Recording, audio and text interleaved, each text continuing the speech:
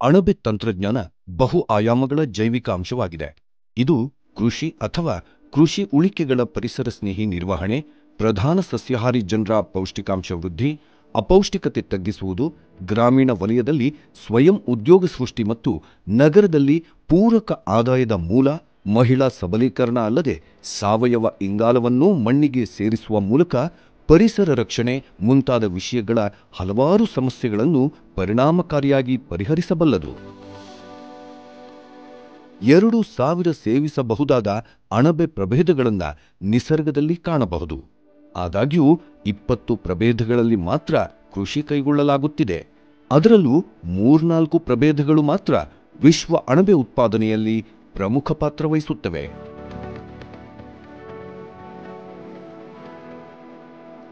ಸೇವಿಸಬಹುದಾದ ಅಣಬೆಗಳಲ್ಲಿ ಶೀಟಾಕೆ ಅಣಬೆ ಅಥವಾ ಲೆಂಟಿನ್ಯುಲಾ ಇಡೋಟ್ಸ್ ಜಾಗತಿಕ ಉತ್ಪಾದನೆಯಲ್ಲಿ 22% ಪಾಲನ್ನು ಹೊಂದಿದೆ.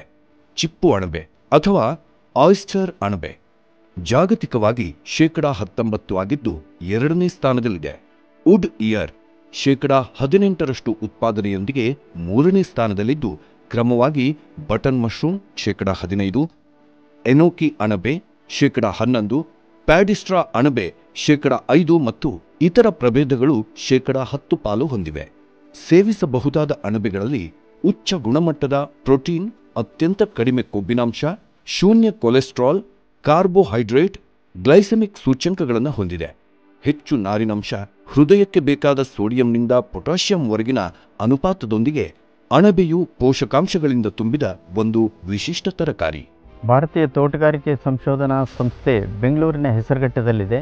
ಇದು ಕಳೆದ 5 ದಶಕಗಳಲ್ಲಿ ಸಾಕಷ್ಟು ತೋಟಗಾರಿಕೆ ಬೆಳೆಗಳಲ್ಲದೆ ಅಣಬೆಯಂಥ ಬೆಳೆಯಲ್ಲೂ ಕೂಡ ವಿಶೇಷವಾಗಿ ಸಂಶೋಧನೆಯನ್ನು ನಡೆಸ್ತಾ ಬಂದಿದೆ.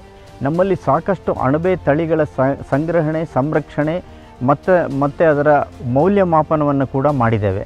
ಒಂದು ಪ್ಲ್ಯೂರೋಟಸ್ ಅಂತ ನಾವು ಏನು ಹೇಳ್ತೇವೆ ಅಣಬೆಯಲ್ಲಿ, ವಿಶೇಷವಾಗಿ ಅದರ ಬಗ್ಗೆಯೂ ಕೂಡ ಸಾಕಷ್ಟು ಸಂಶೋಧನೆಯನ್ನು ನಾವು ಮಾಡ್ತಾ ಇದ್ದೇವೆ. ಅಣಬೆ ಇತ್ತೀಚಿನ ದಿನಗಳಲ್ಲಿ ಪೌಷ್ಟಿಕಾಂಶ ಭದ್ರತೆಯೇ ಮತ್ತು ಸಾಮಾಜಿಕ ಭದ್ರತೆ, ವಿಶೇಷವಾಗಿ ಗೃಹಿಣಿಯರಿಗೆ ಇದು ಒದಗಿಸುತ್ತೆ ಅಂತ ಹೇಳ್ಬೋದು. ಯಾಕೆ ಅಂತ ಹೇಳಿದರೆ ಗೃಹಿಣಿಯರು ಒಬ್ಬರು ಉದ್ಯಮಿ ಆಗಬೇಕಾದ್ರೆ ಈ ಅಣಬೆ ಬೇಸಾಯ ಅತ್ಯಂತ ಸಹಾಯಕಾರಿ ಅಂತ ಹೇಳೋದಕ್ಕೆ ನಾನು ಬಯಸ್ತೇನೆ.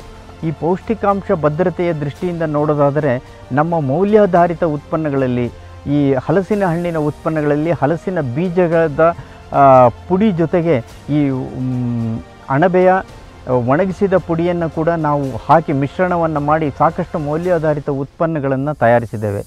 ಇದೆಲ್ಲದರ ದೃಷ್ಟಿಯಿಂದ ಇತ್ತೀಚಿನ ದಿನಗಳಲ್ಲಿ ಅಣಬೆ ಬರೀ ಪೌಷ್ಟಿಕಾಂಶ ಭದ್ರತೆ, ಸಾಮಾಜಿಕ ಭದ್ರತೆಯಲ್ಲದೆ ಉದ್ಯಮಿಗೂ ಕೂಡ ಉದ್ಯಮ ಆಗೋದಕ್ಕೆ ಕೂಡ ಅವಕಾಶವನ್ನು ಕೊಟ್ಟು ಆರ್ಥಿಕ ಭದ್ರತೆಯನ್ನು ಒದಗಿಸುವಲ್ಲಿ ಸಾಕಷ್ಟು ಸಹಕಾರಿಯಾಗುತ್ತೆ ಅಂತ ಹೇಳೋದಕ್ಕೆ ನಾನು ಇಷ್ಟಪಡುತ್ತೇನೆ. ನಮ್ಮ ಸಂಸ್ಥೆ ಕಳೆದ 5 ದಶಕಗಳಲ್ಲಿ ಸಾಕಷ್ಟು ತರಬೇತಿ ಕಾರ್ಯಕ್ರಮಗಳನ್ನು ಹಾಕ್ಕೊಂಡಿದೆ. ಆದ್ದರಿಂದ ಗೃಹಿಣಿಯರಲ್ಲದೆ ಬೇರೆಯವರು ಕೂಡ ಅಣಬೆ ಉದ್ಯಮವನ್ನು ಪ್ರಾರಂಭಿಸುವಲ್ಲಿ ಯಶಸ್ವಿಯಾಗಿದ್ದಾರೆ ಮತ್ತು ಈಗಾಗಲೇ ಸಾಕಷ್ಟು ಉದ್ಯಮಿಗಳು ಕೂಡ ಪ್ರಾರಂಭಿಸಿ ಬೇರೆ ಬೇರೆ ಕಡೆಗೆ ಇದನ್ನು ರಫ್ತನ್ನು ಕೂಡ ಮಾಡ್ತಾ ಇದ್ದಾರೆ.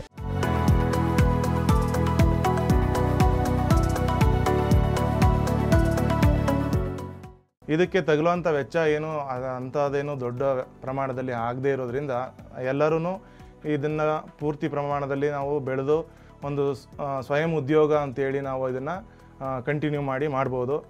ಮತ್ತು ಇದರಲ್ಲಿ ನಮಗೆ ಒಳ್ಳೆಯ ಆದಾಯ ಕೂಡ ಇರೋದ್ರಿಂದ, ಮತ್ತು ಒಂದಿಬ್ಬರು ಇದ್ದರೆ ಸಾಕು, ಒಬ್ಬರು ಇದ್ದರೆ ಮತ್ತು ಇನ್ನೊಬ್ಬರು ಜೊತೆಗೆ ಸಹಾಯಕ್ಕಿದ್ದರೆ ನಾವು ಇದನ್ನು ಆರಾಮಾಗಿ ಒಂದು ದೊಡ್ಡ ಮಟ್ಟದಲ್ಲಿ ಅಂದರೆ ದಿನಕ್ಕೆ ಒಂದು 30-40 kg ಪಡೆಯೋವರೆಗೂ ನಾವು ಕೂಡ ಇದನ್ನು ಬೆಳೆಸ್ಬೋದು.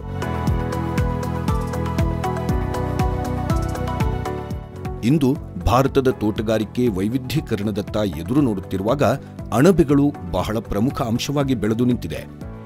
ಇದು ಆಹಾರ, ಔಷಧಿ, ಪರಿಸರ ಮಾಲಿನ್ಯ ನಿಯಂತ್ರಣಕ್ಕೆ ಸಂಪೂರ್ಣ ಪರಿಹಾರಗಳನ್ನು ಕಂಡುಹಿಡಿಯುವಲ್ಲಿ ಬಹಳ ಮುಖ್ಯ ಪಾತ್ರ ವಹಿಸುತ್ತದೆ.